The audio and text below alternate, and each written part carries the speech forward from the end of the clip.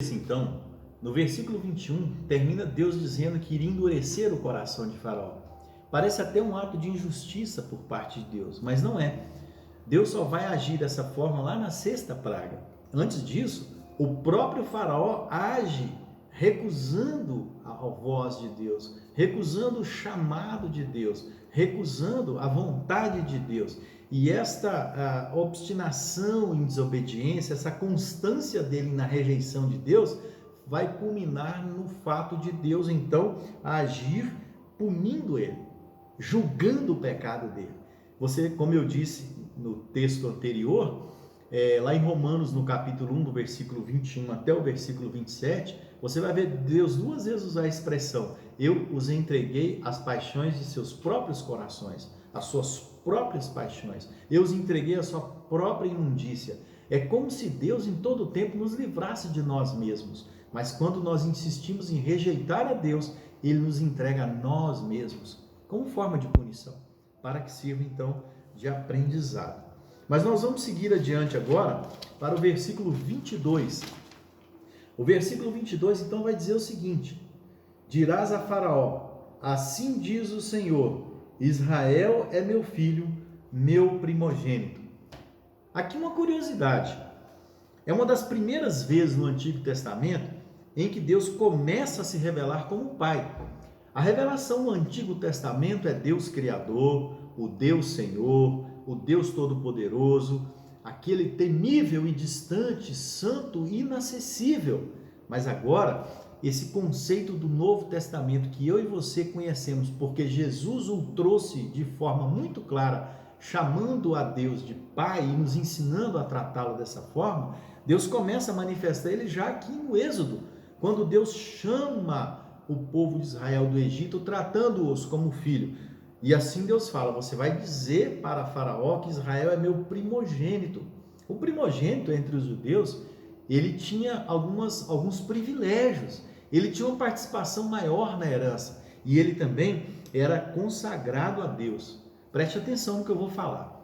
O primogênito pertencia a Deus, propriedade de Deus. Êxodo 13, versículo 2. Êxodo 22, versículos 29 a 30. E Êxodo 34, de 19 a 20. O que é interessante nesses textos que eu falei aqui de Êxodo, que Deus sempre está enfatizando e repisando o assunto. Não se esqueçam, o primogênito é meu. E para vocês viverem com o primogênito que é meu, vocês têm que resgatá-lo. Esse resgate era literalmente um pagamento. Esse último texto que eu citei de Êxodo 34, 19 a 20, Deus fala: ninguém se apresentará diante de mim de mãos vazias, quando vier apresentar o primogênito de seus filhos. Ou seja, se o indivíduo não resgatasse aquele menino, corria o risco então dele morrer.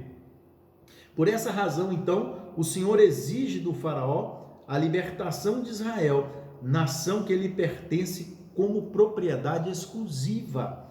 E agora, quanto à propriedade exclusiva e à filiação, nós temos dois textos maravilhosos. E eu gostaria de compartilhar com você nesse momento esses dois textos que tratam, um da propriedade exclusiva de Deus e outro da filiação de Deus.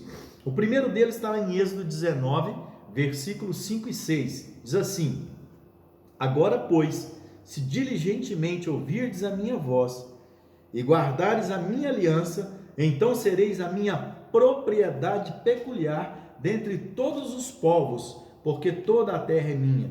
Vós me sereis reinos de sacerdotes e nação santa. Preste atenção na palavra: vocês serão propriedade peculiar, porque toda a terra é minha. Ou seja, Deus está falando, tudo já é meu, mas vocês serão meus de uma forma especial.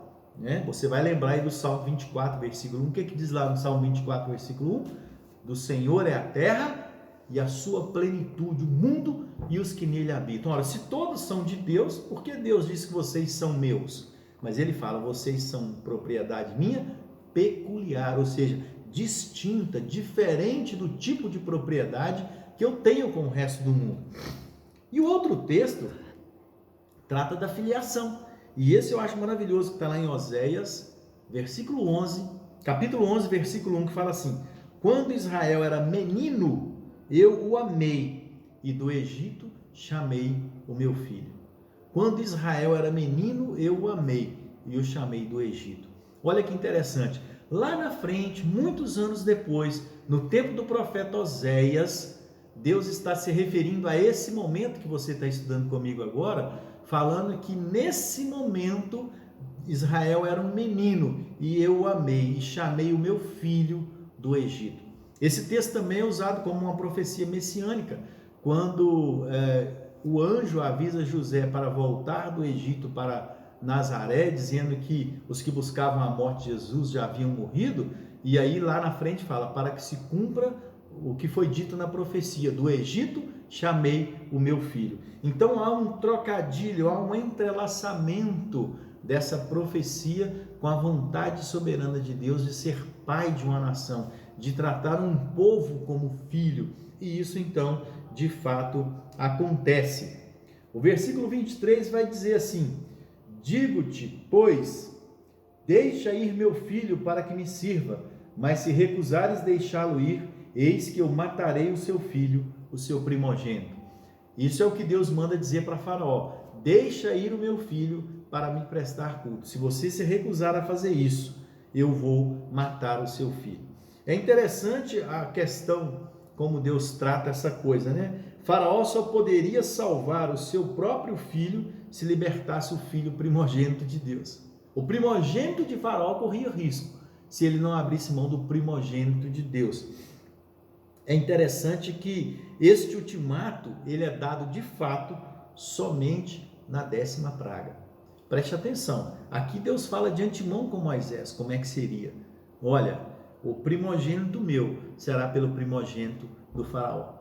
Mas Faraó só recebe esse ultimato depois de ter muitas chances de arrependimento, depois de ver o poder de Deus agir por 9 vezes nas 9 pragas, e mesmo assim ele se recusa a aceitar, e assim ele tem que pagar o resgate pelo primogênito de Deus, conforme Êxodo 34, 19 e 20. E ele paga o resgate do primogênito de Deus com a vida do próprio filho. Então veja bem, Deus está aqui mostrando o seu poder e a sua soberania sobre a vida e sobre a morte.